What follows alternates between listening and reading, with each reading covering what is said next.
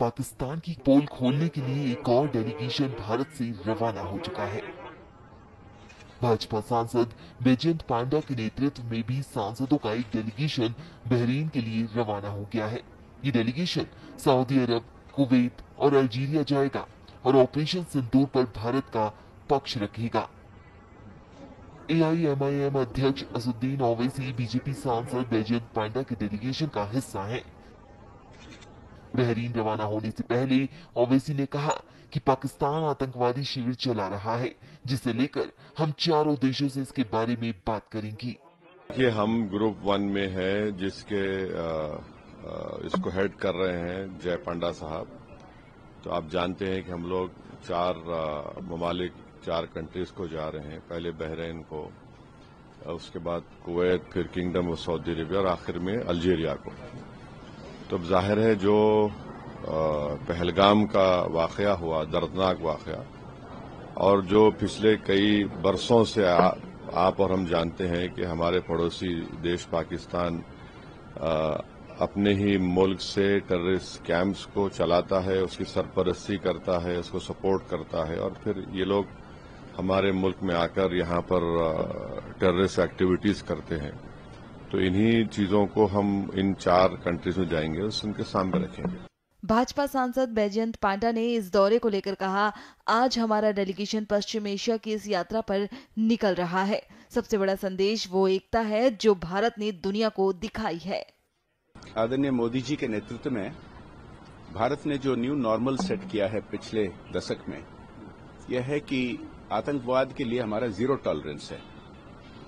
ये नया भारत है, ये जरूर हम रेस्पॉन्स देंगे, और जो कोई ऐसा हमला करने के लिए सोच रहे हैं उनको सोचना पड़ेगा कि वो बहुत महंगा पड़ेगा उनको, और ये हम करके दिखाए हैं। भारत ने करके दिखाया है ऑपरेशन सिंदूर के जरिए। और एक के बाद एक पाकिस्तान के जो झूठ है सब पकड़े जा रहे हैं।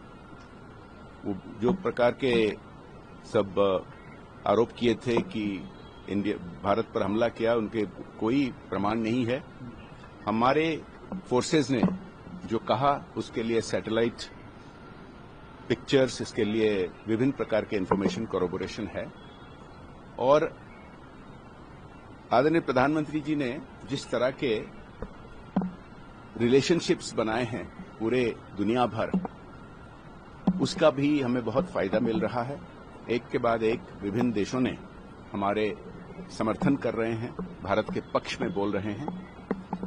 ये मैसेज लेकिन कंटिन्यूअसली लेना है, और जो विभिन्न ग्रुप्स अभी जा रहे हैं विभिन्न देशों पर, इनका यही मैसेज रहेगा। और सबसे बड़ा मैसेज, जैसे कि मैंने कहा, कि भारत का एकता का है।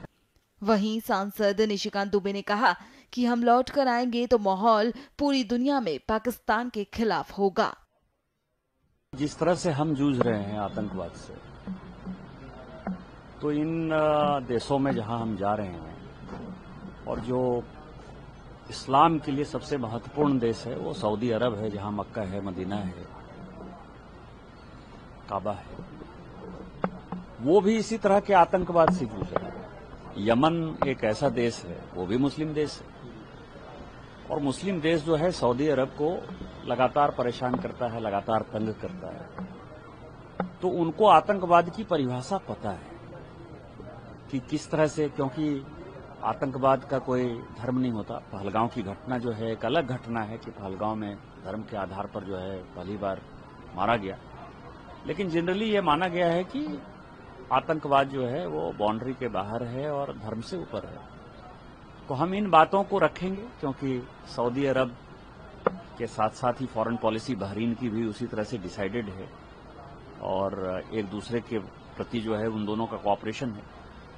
कुवैत का आपको पता है कि जहां हमको आगे जाना है, कि कुवैत के लिए कितना बड़ा वॉर हुआ। 91 का जो वॉर था वो भी आतंकवादी था, इंटरनल था, उसको कब्जा करने की कोशिश की थी इराक ने।